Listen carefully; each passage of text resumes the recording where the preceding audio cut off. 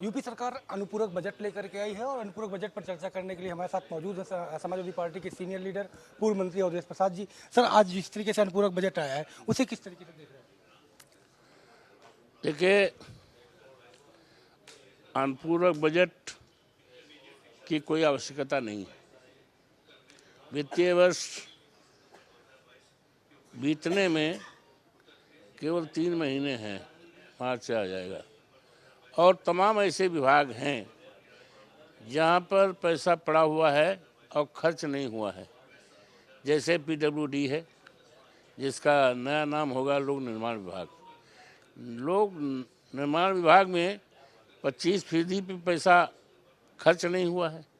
सरकार की तरफ से बार बार गड्ढा मुक्त की बातें की जाती हैं, लेकिन आज भी गड्ढा सब सड़कों पर है। कोई जनपद ऐसा नहीं पाएंगे आप। यहाँ तक कि लखनऊ में आप देख लीजिए, जो राजधानी है, तमाम सड़कें टूटी हैं, गड्ढा मुक्त है। और सरकार बार बार घोषणा करती है, एक निश्चित टाइम देती है, तारीख देती है, गड्ढा मुक्त हो जाएगा, कुछ नहीं हुआ है।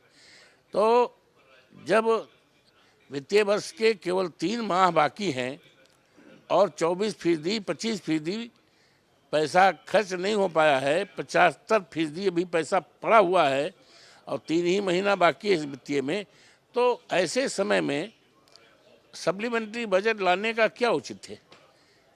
ये तो फिजूल खर्ची करने का वो है।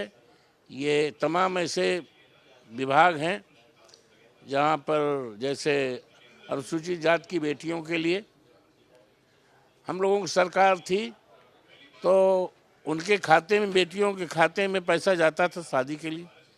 शादी का सत्र चल रहा है, सालक चल रही है, लेकिन किसी ही सरकार में किसी भी बेटी की शादी के लिए उनके खाते में पैसा नहीं गया, एक पैसा नहीं गया।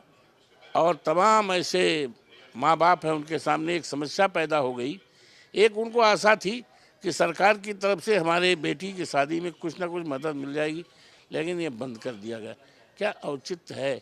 यही नहीं, हिंदुस्तान खेती प्रधान देश है।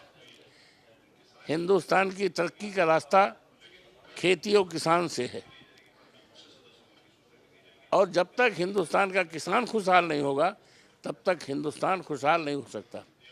आज किसानों की जो हालत है, रात रात बितानी पड़ रही है अपने फसल को सांडों से बचाने के लिए। खेती चल रहे हैं। सरकार की तरफ से पिछले दिनों में जवाब आया था कि हम गौशालाओं का निर्माण किया है, तो गौशालाओं के निर्माण में गौशालाओं की तो और हालत ख़राब है। हमारी जो गायें हैं गौशालाओं बंद हैं, उनको पानी नहीं मिल रहा है, चराहा नहीं मिल रहा है, भूसा नहीं मिल रहा है, दवाई नहीं मिल रही है, और उनके लिए होतार नहीं है, साया नहीं है ठंडक में भी। उसके लिए बजट में कोई व्यवस्था नहीं है। तो यही हाल है अस्पतालों का।